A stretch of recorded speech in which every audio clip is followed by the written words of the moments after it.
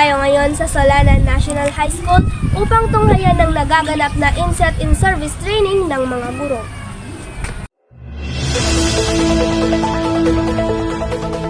Kasalukuyang isinasagawa ang Inset in Service Training 2024 ng mga guro mula sa Gadun National High School, Sampaguitan National High School at Solanan National High School.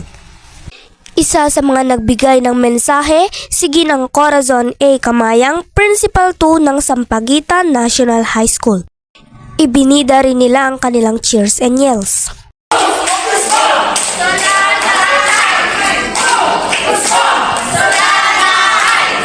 Ayon kay Ginoong Romar Kekegan, ito ay taunang aktibidad para sa mga guro at napagpapabuti nito ang pagganap ng mga guro hindi lang sa pagtuturo kundi pati na rin sa iba't ibang aspeto bilang isang guro.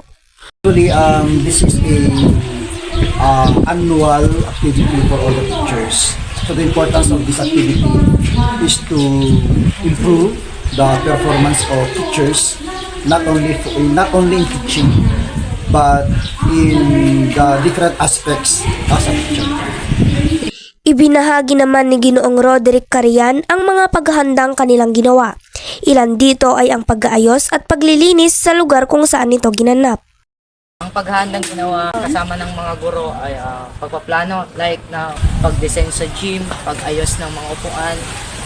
Sila yung katulong namin para mabutong programa ito, lalo na yung principal. Successful kasi bawat presentation ng guro ay maayos naman. Samantala, tuloy-tuloy lang ang pagsasagawa ng nasabing programa at magtatapos mamayang 4:30 ng hapon.